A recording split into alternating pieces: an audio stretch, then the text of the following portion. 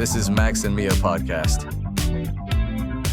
Hello, everyone, and welcome back to another episode of Max and Mia podcast. Good morning, good afternoon, or good evening, wherever you are. We're really glad you're joining us today. That's right. Thank you for being here. Whether this is your first time listening or you've been with us from the beginning, we truly appreciate your support. So, if you find our conversations valuable, we'd be grateful if you could subscribe to the channel and leave us a like. It really does help us reach more people. Exactly. Your support means a lot and allows us to continue creating content for you. Well then, shall we begin? Let's do it. So today, we're diving into something that affects all of us: healthy habits. Right, and when we say healthy habits, we're talking about more than just hitting the gym or eating salads. Exactly. It's about the whole picture. Exercise, nutrition, even how we manage our emotions. All of these things are connected. That's a good point. A lot of people don't realize how much your mental state can impact your physical health, and vice versa. Absolutely. You could be working out every day, but if you're constantly stressed or not getting enough sleep, you're not really taking care of yourself. Exactly. So throughout this episode, we'll be exploring different aspects of wellness. We'll talk about building sustainable routines, understanding what your body actually needs, and finding balance. And we'll also focus on vocabulary.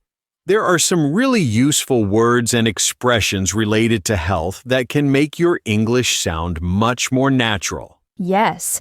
Instead of always saying healthy or good for you, there are so many alternatives: nutritious, beneficial, or wholesome.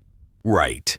And we'll show you how native speakers actually talk about these topics in everyday conversation. So, whether you're interested in improving your lifestyle or just expanding your English, this episode has something for you. All right. Let's start with the basics. When we think about healthy habits, what usually comes to mind first? Diet, probably. Food is often the first thing people want to change when they decide to get healthier. Yeah, absolutely. And there are some really useful expressions for talking about this that sound much more natural than just saying, "I'm on a diet." Right. For example, if someone asks you about your eating habits, you might say, "I'm watching what I eat." It's a softer way to say you're being careful about your food choices without making it sound like you're restricting yourself heavily. Exactly. Or you could say, "I'm trying to cut down on sugar," instead of "I don't eat sugar anymore." It sounds more realistic, more achievable. That phrasal verb, cut down on, is super useful. You can use it with anything you want to reduce. Cut down on caffeine, cut down on processed foods, cut down on late-night snacking. Very versatile. And speaking of food choices, here's another great word: sluggish. If you feel slow, tired, or low on energy after eating something, you can say, "That meal made me feel sluggish." Oh, I use that one all the time. Like when I have a huge lunch and then can barely focus in the afternoon. I'm feeling really sluggish right now. Exactly. It's that heavy, slow feeling, the opposite of energized. So now that we've covered some key vocabulary, let's hear how this sounds in a real conversation. We've prepared a dialogue between two friends discussing their eating habits. And as usual, you'll notice one speaks at a B1 level and the other at B2. So you can hear the difference in how they express themselves. Let's listen. Hey, Roy, how's it going? Hi, Amy. I'm good, thanks. You? Yeah, not bad. I've been meaning to ask you, didn't you mention you were trying to eat healthier? How's that working out for you? Oh, yeah, I'm trying. It's not easy, you know? I started 2 weeks ago. I totally get that. What kind of changes have you been making? Mostly I'm trying to cut down on junk food.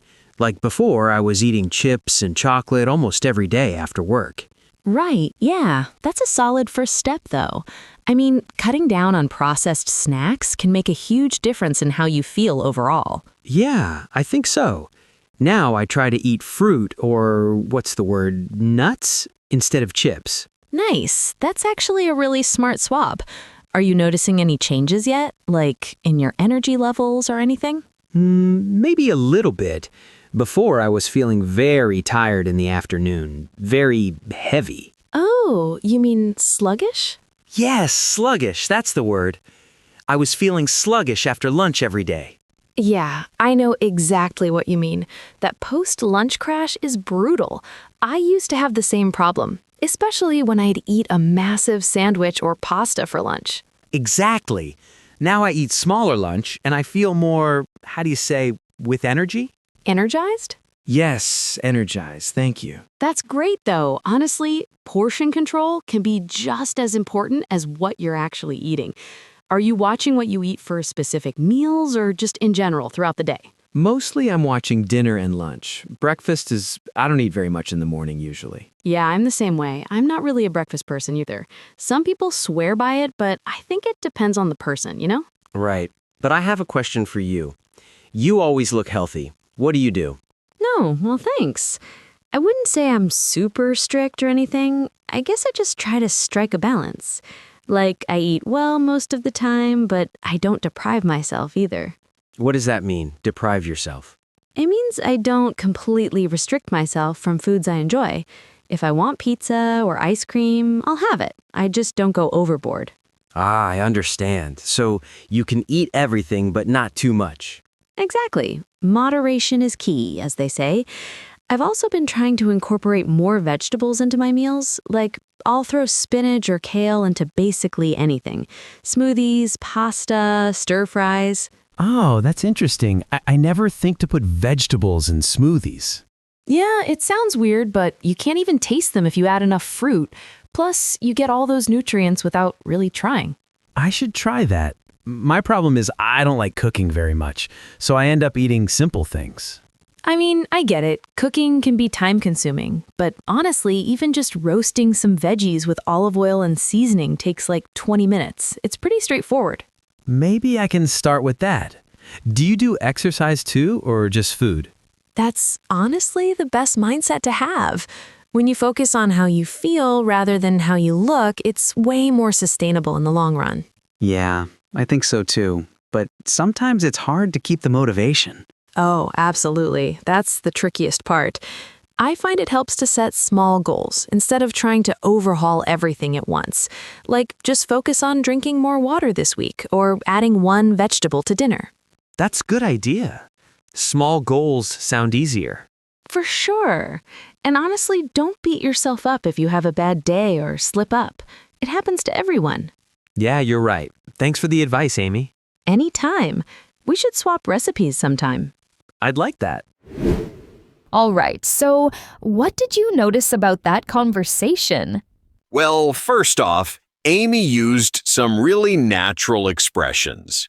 When she said, "I've been meaning to ask you," that's a great way to bring up something you wanted to talk about earlier, but forgot. Yes.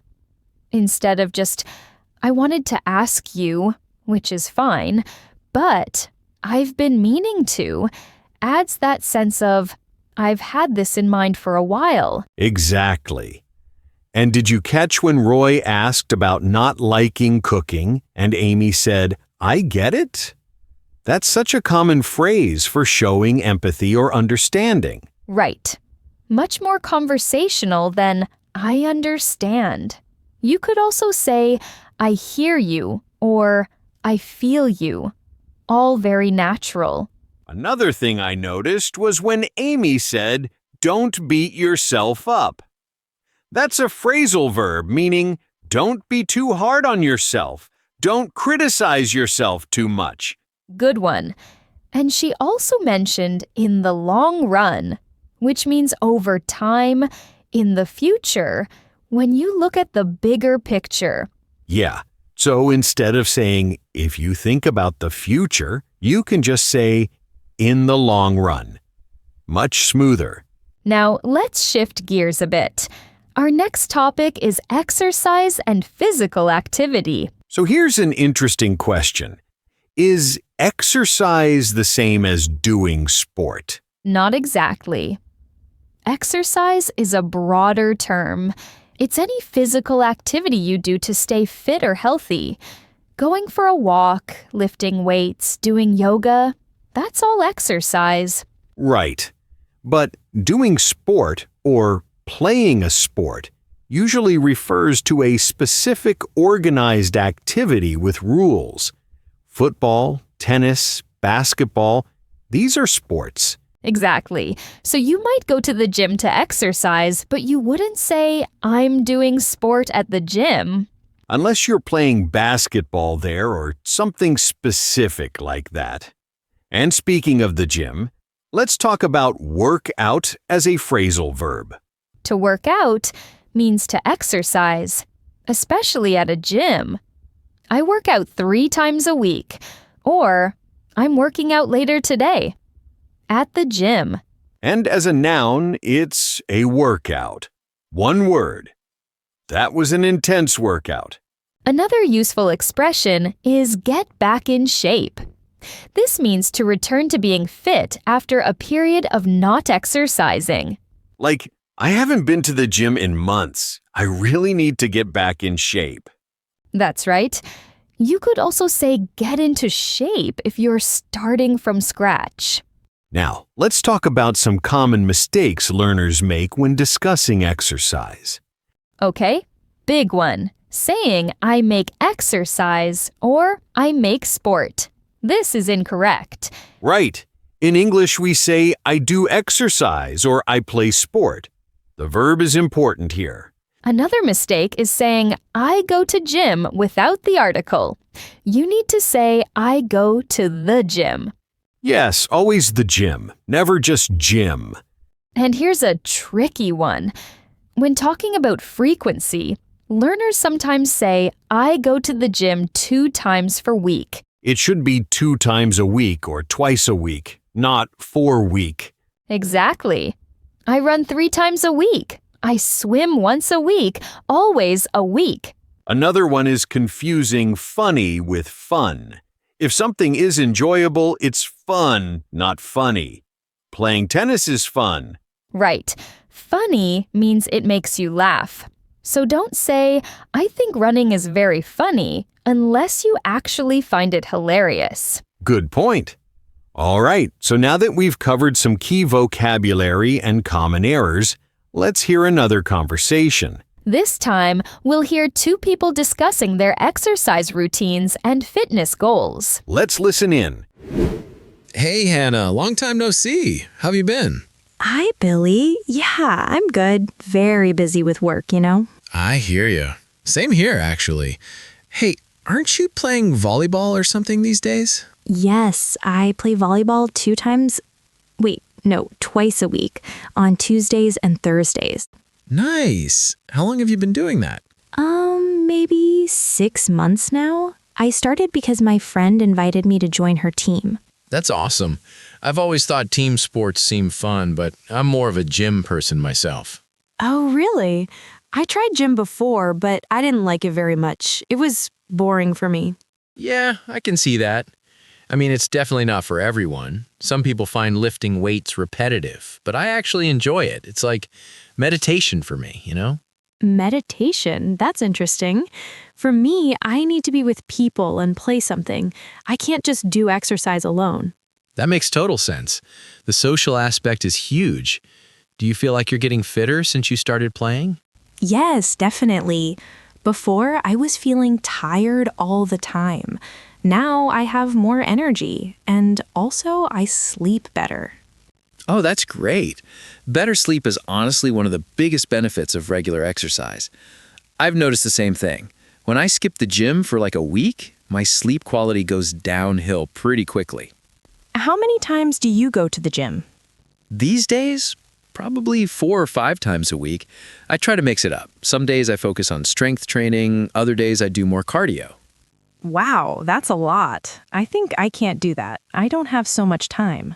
Well, to be fair, I work from home, so it's easier for me to squeeze in a workout during the day.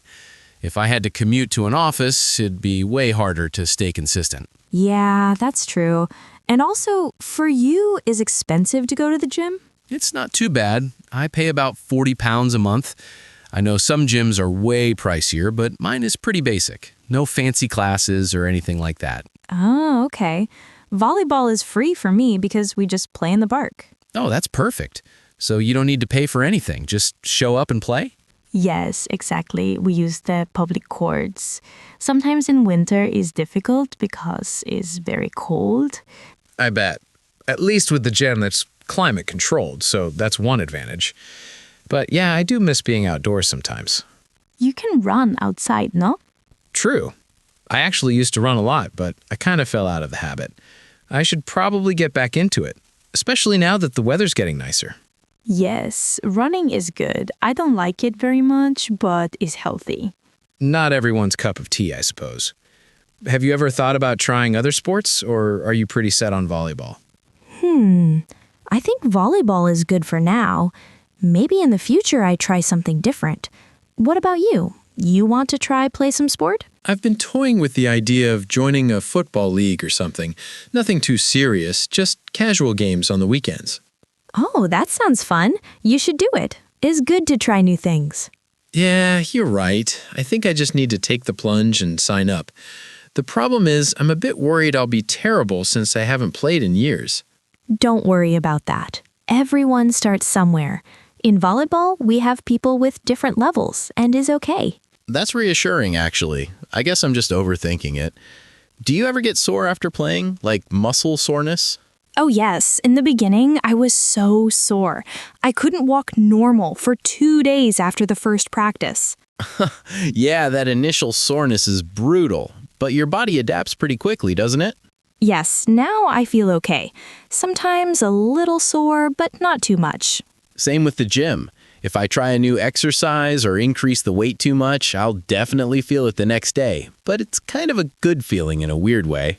I know what you mean. It's like your body is telling you that you worked hard. Exactly. Anyway, I'm glad you found something you enjoy.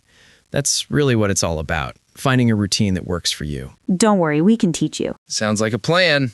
All right, I should probably get going, but it was great catching up. Yes, see you soon, Billy. Take care. Okay, so that was a really good example of how B1 and B2 speakers sound different, even when they're talking about the same topic. Absolutely. Let's start with Hannah. She communicated effectively, got her point across, but you could hear some typical B1 patterns. Right. Like when she said is expensive instead of it's expensive, or is very cold instead of it's very cold. That's a really common mistake, dropping the subject pronoun. Exactly. And her sentences were generally shorter and more straightforward. I don't like it very much. I can't do that. Nothing wrong with these, but they're simpler structures. Now Billy, on the other hand, used some really sophisticated language. Did you catch when he said, I've been toying with the idea? That's a great B2 plus expression, meaning you're considering something casually. Yes, instead of just saying, I'm thinking about joining a football league.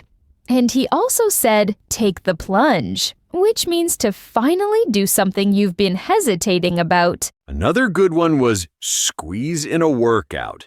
That means to fit something into a busy schedule. I'll try to squeeze in a meeting before lunch. Very useful phrasal verb. He also said fell out of the habit, meaning he stopped doing something he used to do regularly. Right, like I fell out of the habit of reading before bed. And notice how Billy used hedging language. Like kind of, or I suppose.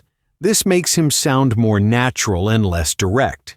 Native speakers rarely speak in absolutes. They use softeners to make their statements less forceful. And did you notice the idiom, not everyone's cup of tea? That means it's not something everyone enjoys. You could say classical music isn't everyone's cup of tea, or spicy food isn't my cup of tea. Another expression Billy used was goes downhill, meaning something gets worse.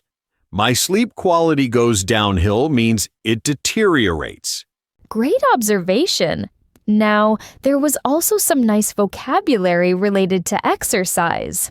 Hannah mentioned feeling sore, which is that muscle pain you get after working out. Yeah, and Billy talked about strength training versus cardio. Strength training is lifting weights, building muscle. Cardio is anything that gets your heart rate up, running, cycling, swimming. Exactly. And he mentioned his gym being climate controlled, which means the temperature is regulated. It's comfortable year-round. One more thing. Billy said, stay consistent, which is such an important phrase when talking about habits. It means to keep doing something regularly without stopping. Right. I'm trying to stay consistent with my morning routine, or consistency is key. All right, so let's do a quick recap of what we've covered today. We started by talking about healthy habits in general, how they're not just about diet or exercise, but about the whole picture, including mental and emotional health. Then we dove into nutrition and eating habits. We learned expressions like I'm watching what I eat, the phrasal verb cut down on, and the word sluggish for that heavy, tired feeling after eating. We also discussed the difference between exercise and doing sport. Exercise being broader and sport being more specific and organized. Right. And we covered useful vocabulary like workout, get back in shape, and the gym, always with the article the. We pointed out some common mistakes learners make, like saying, I make exercise instead of I do exercise, or I go to gym instead of I go to the gym. And through our two conversations, we heard how B1 and B2 speakers approach the same topics differently. Sentence complexity, vocabulary choice, use of phrasal verbs and idioms. The key takeaway: start where you are. Whether you're at B1 or working towards B2, the important thing is to keep practicing and exposing yourself to natural English. Exactly. And don't be afraid to make mistakes. That's how you learn. Well, that brings us to the end of today's episode. Thanks so much for listening. We hope you picked up some useful vocabulary and expressions today. If you enjoyed this episode, please consider subscribing and leaving us a like. It really helps us keep creating content for you. And if you have any topic suggestions for future episodes, feel free to let us know in the comments. Until next time, take care of yourselves, both mentally and physically. Stay healthy, stay curious, and keep practicing your English. See you in the next one. Bye, everyone.